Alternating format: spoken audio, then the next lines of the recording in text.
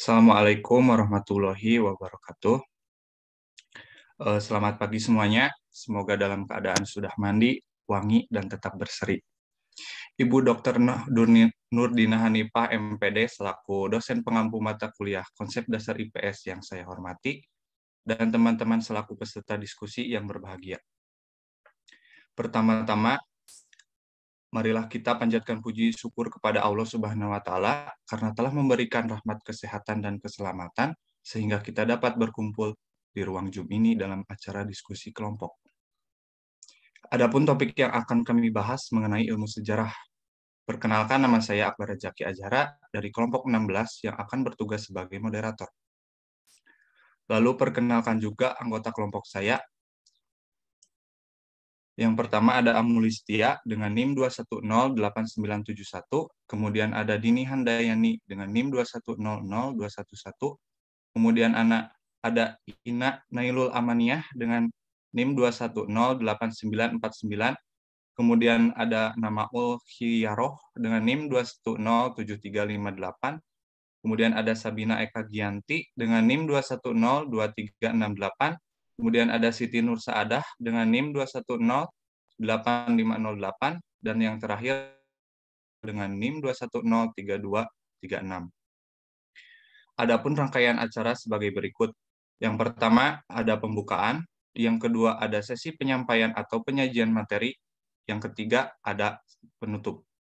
Baik teman-teman, langsung saja kita mulai ke acara yang pertama, yaitu pembukaan. Agar acara kita berjalan dengan baik, marilah kita awali dengan mengucapkan basmalah bersama-sama. Bismillahirrahmanirrahim. Selanjutnya adalah penyampaian atau penyajian materi pertama yang akan disampaikan oleh Dini Handayani. Kepada Dini Handayani, saya persilakan.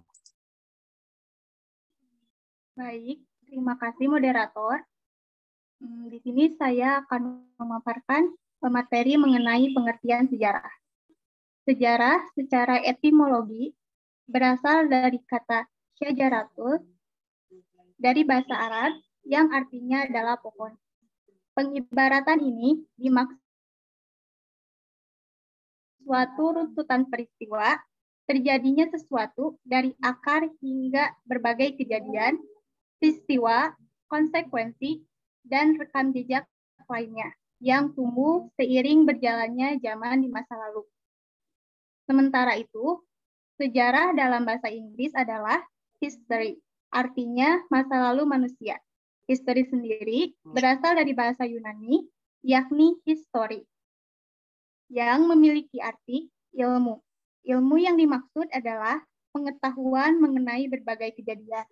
Sehingga dapat disimpulkan sejarah adalah kejadian masa lalu yang diketahui melalui pengetahuan berbagai sumber sejarah. Secara terminologi, sejarah adalah gambaran tentang peristiwa-peristiwa masa lalu, masa lampau yang dialami manusia. Disusun secara ilmiah, meliputi urutan waktu, diberi tafsiran, dan analisis kritis, sehingga mudah dimengerti dan dipahami, menurut Sugiono dan PK Purwansana. Sekian materi yang saya sampaikan. Selanjutnya saya serahkan kembali kepada moderator. Baik, terima kasih kepada Dini Handayani. Materi selanjutnya akan disampaikan oleh presentator kedua, yaitu Amulistia. Kepada Amulistia, saya persilakan.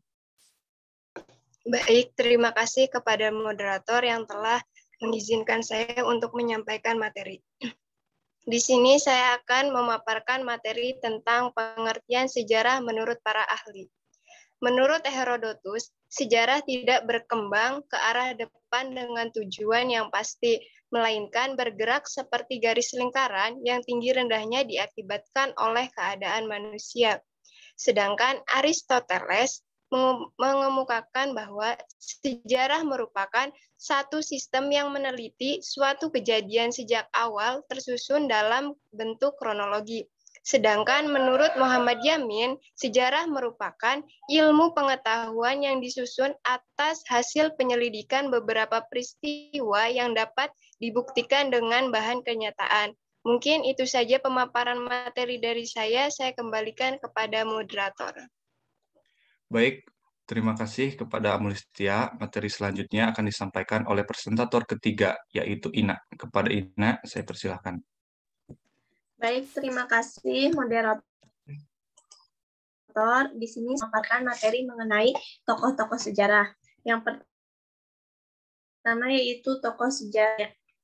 Johannes Gutenberg adalah seorang pandai logam yang penemu yang berkebangsaan dari Jerman, yang memperoleh ketenaran berkat sumbangannya di bidang teknologi cetakan. Yang kedua, Newton. Isaac Newton dari kebangsaan Inggris. Beliau merupakan ilmuwan yang berkontribusi dalam sejarah untuk membangun ilmu pengetahuan modern khususnya. Selanjutnya yaitu tokoh sejarah Indonesia. Tokoh sejarah Indonesia yaitu Profesor Mr. Muhammad Yamin SH. Beliau lahir pada 20 Agustus 1903 dan wafat pada 17 Oktober 1962. Beliau adalah seorang sastrawan, sejarawan, budayawan, dan politikus. Beliau memberikan pengertian sejarah. Sejarah ialah suatu ilmu pengetahuan yang disusun atas hasil penyelidikan beberapa peristiwa yang dapat dibuktikan dengan kenyataan. Yang kedua yaitu Profesor Dr. Haji Ruslan Abdul Ghani yang lahir pada 20 November 1914 dan wafat pada 29 Juni 2000. Beliau adalah seorang negarawan dan politikus Indonesia. Beliau mengemukakan sejarah secara sistematik, keseluruhan perkembangan masyarakat, serta kemanusiaan di masa lampau beserta kejadian-kejadiannya. Dan yang terakhir yaitu R. Muhammad Ali. Diperkirakan lahir pada 14 April 1912 dan wafat pada 19 Juni 1974. Beliau adalah penulis buku sejarah yaitu Pengantar Ilmu Sejarah Indonesia. Menurutnya, sejarah adalah segala sesuatu yang berwujud dan tidak berwujud, berguna bagi Indonesia sampai dengan zaman sekarang. Sekarang saya sampaikan, selanjutnya saya serahkan kembali kepada moderator.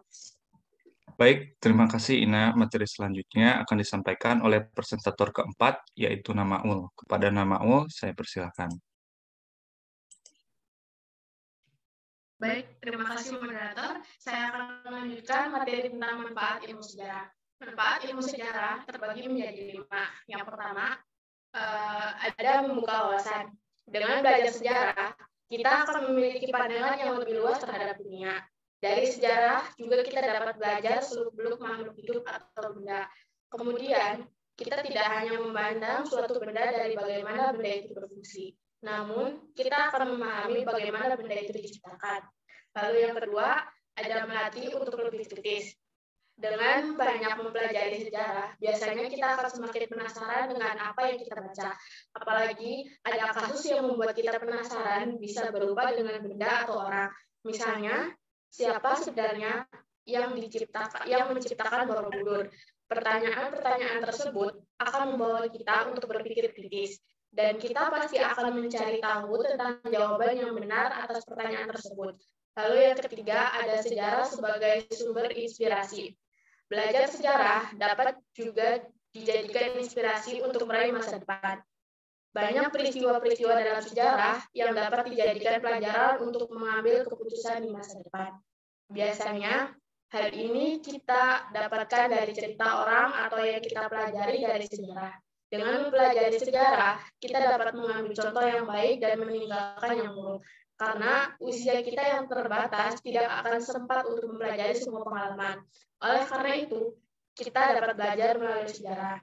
Lalu yang keempat, lebih menghargai sejarah karena dia berharga.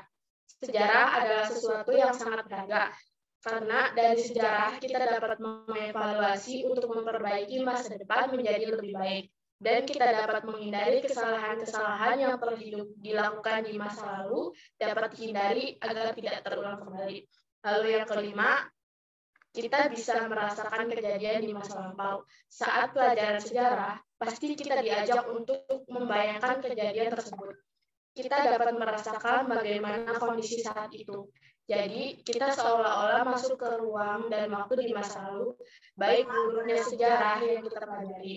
Dan yang paling penting, kita dapat mengambil hikmah dari apa yang kita pelajari. Sekian pemaparan materi dari saya. Materi selanjutnya, saya kembalikan kepada moderator. Baik, terima kasih Nama Ol. Materi selanjutnya akan disampaikan oleh presentator kelima, yaitu Sabina. Kepada Sabina, saya persilakan. Baik, terima kasih moderator. Di sini saya akan memaparkan materi mengenai konsep sejarah.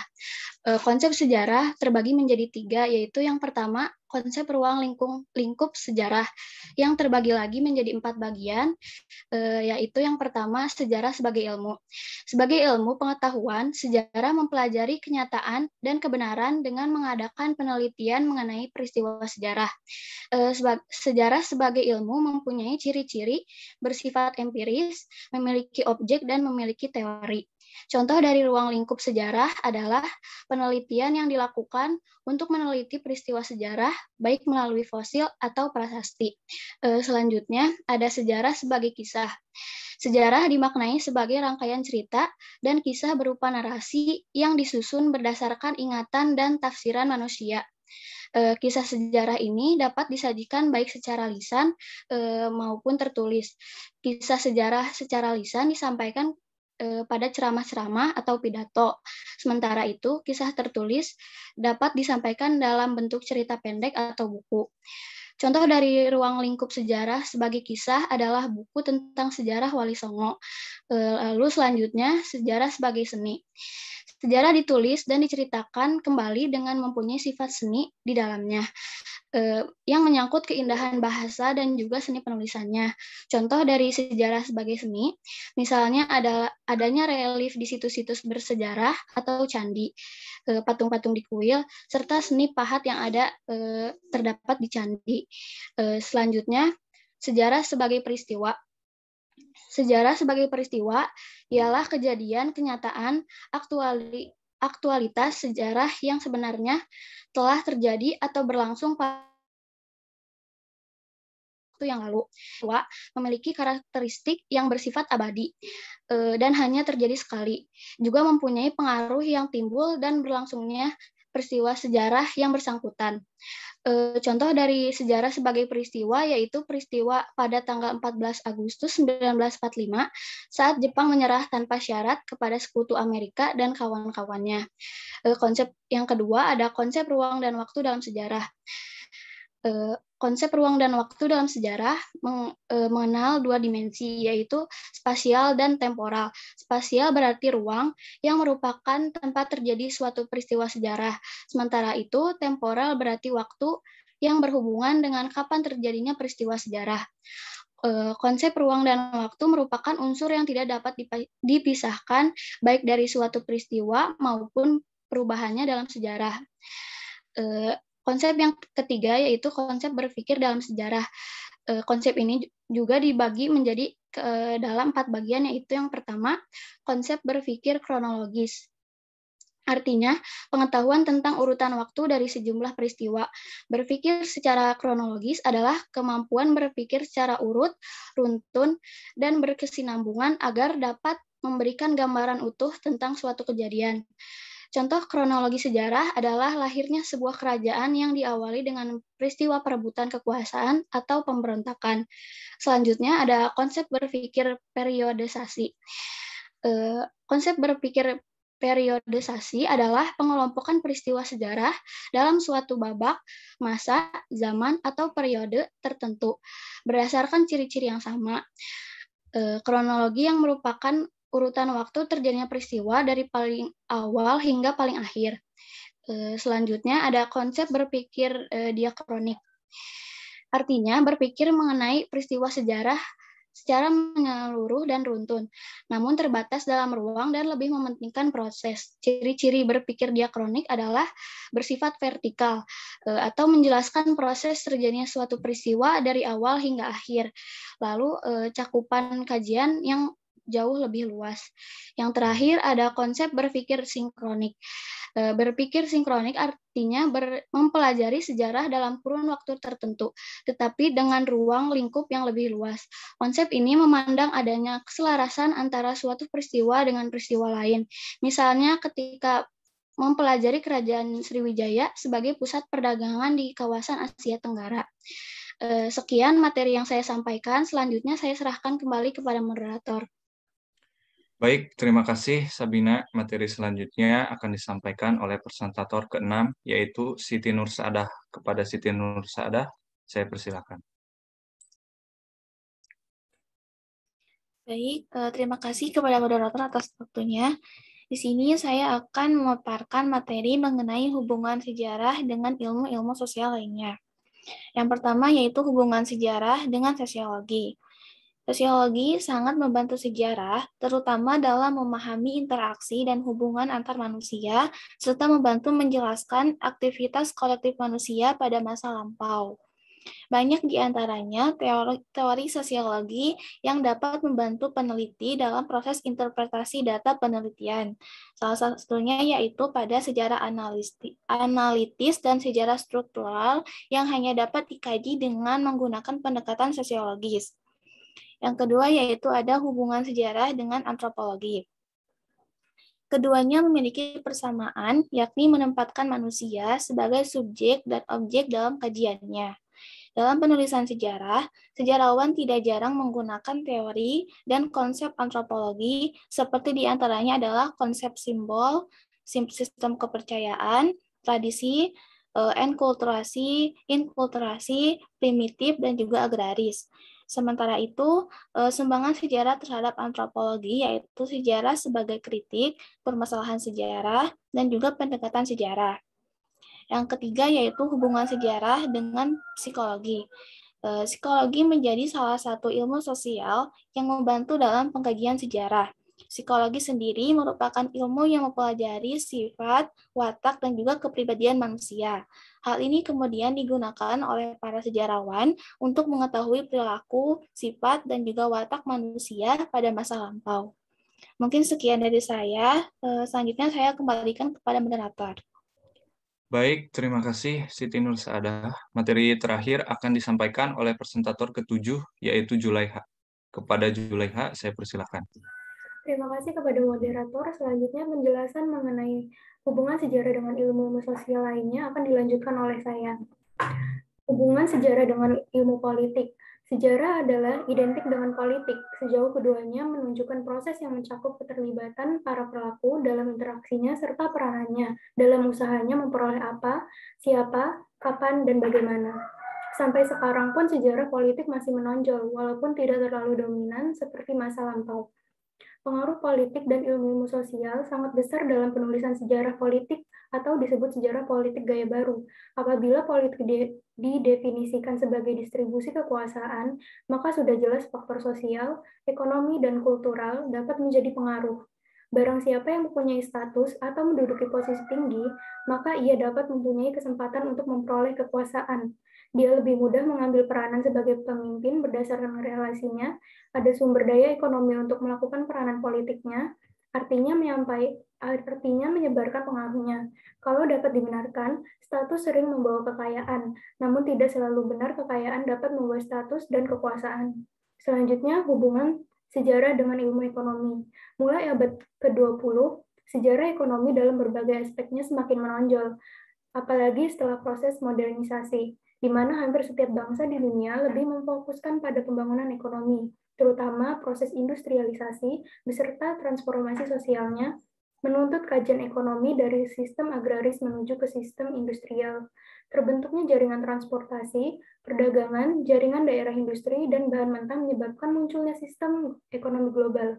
Sistem ini mempunyai pengaruh yang luas dan mendalam, tidak hanya di bidang ekonomi, melainkan juga bidang politik.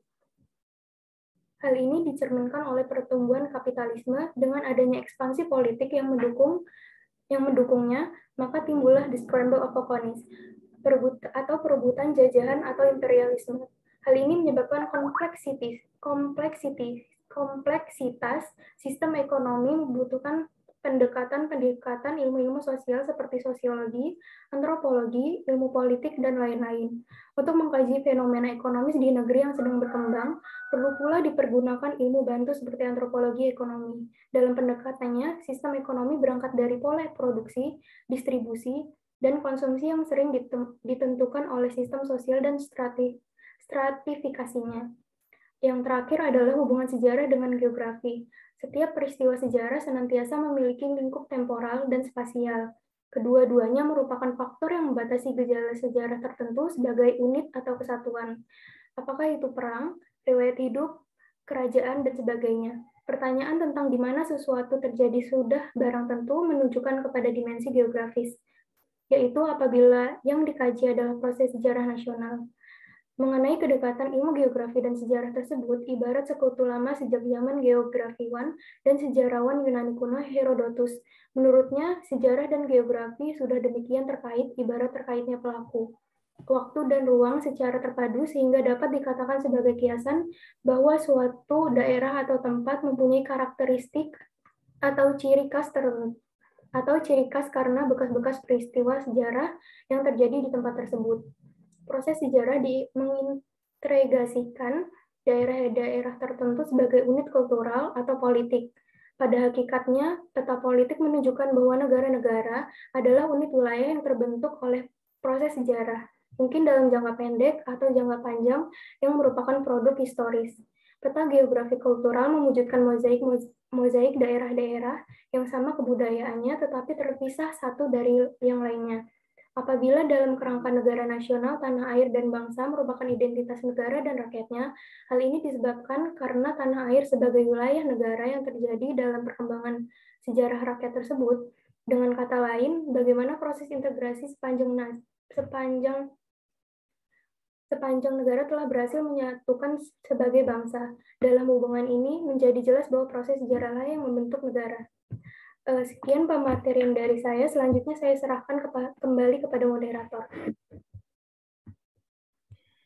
Terima kasih kepada Juleha. Demikian presentasi kelompok kami. Sebagai penutup, saya akan membacakan kesimpulan dari materi kami.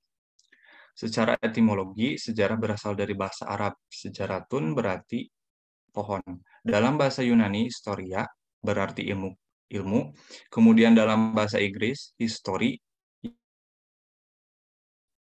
Pengertian sejarah, setelah dilihat secara umum dari para ahli, ialah memiliki makna sebagai cerita atau kejadian yang benar-benar telah terjadi pada masa lalu. Dilihat dari pengertiannya tersebut, maka sejarah dapat dibagi menjadi 4, yaitu yang pertama sejarah sebagai peristiwa adalah sesuatu yang terjadi pada masyarakat manusia di masa lampau. Kemudian yang kedua, sejarah sebagai ilmu sejarah dikategorikan sebagai ilmu karena dalam sejarah pun memiliki batang tubuh keilmuan. Kemudian yang ketiga ada sejarah sebagai cerita, merupakan suatu karya yang dipengaruhi oleh subjektivitas sejarawan. Yang keempat ada sejarah sebagai seni, memiliki maksud sebagai kemampuan menulis yang baik dan juga menarik mengenai suatu kisah pada masa lalu. Bersamaan dengan perkembangannya sejarah juga memiliki hubungan dengan ilmu-ilmu sosial lainnya, yaitu dalam subjek dan objek kajiannya, yang dapat dilihat dari sosiologi, antropologi, geografi, psikologi, ilmu ekonomi, dan ilmu politik. Tujuan dan kegunaan sejarah pada hakikatnya memberi pelajaran bagi masyarakat sekarang untuk dapat mengambil pelajaran di masa lalu agar di masa depan menjadi lebih baik. Tak terasa kita berada di penghujung acara, adapun sesi tanya-jawab akan dilakukan ketika semua kelompok sudah memaparkan materinya. Saya sebagai moderator dari kelompok 16 meminta maaf atas kekurangannya dan terima kasih untuk perhatiannya. Kami kelompok 16 pamit undur diri. Wassalamualaikum warahmatullahi wabarakatuh.